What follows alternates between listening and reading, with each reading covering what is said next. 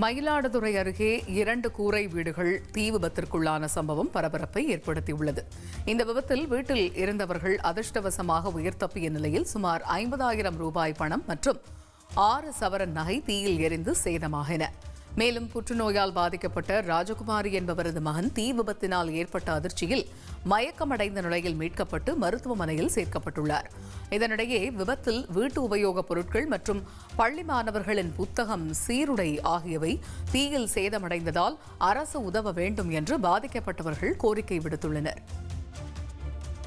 ராத்திரி 11:30 மணிக்கு என்ன ஏதுன்னு எனக்கு தெரியவே இல்லை. முடிச்சு பார்த்தா தீ அது பாட்டுக்கு மழை பிடிச்சிக்கிருக்கு. யாரும் அமர்த்த முடியல, உள்ள நெருப்புக்கிட்ட போக முடியல. அப்படியே வெளியேறி வந்துட்டான். வெளியேறி வந்தால் இருந்த நகை ஒரு 5 வகை நகை, ஒரு 30,000 பணம், இருக்கிற மாவு, இருக்கிற பொருள் ஒன்றோட எடுக்கலைங்க. டிவி, லேப்டாப்பு, என்னென்ன பொருள், சாப்பிட்ற பொருள்லேருந்து ஒன்றோட இல்லை சார். துணிமணி கூட இல்லை, எதுவுமே கிடையாது. 3 வண்டி வேறு எரிஞ்சு வச்சு சார். 3 வண்டி எரிஞ்சிருச்சு.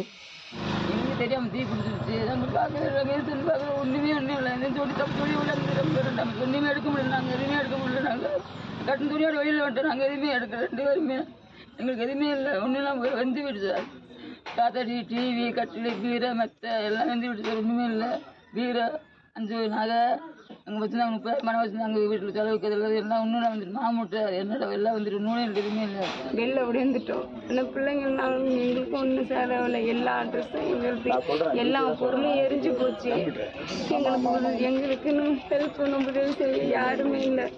ஏதோ நீங்கள் பார்த்து ஏதோ உதவி செஞ்ச போதும்.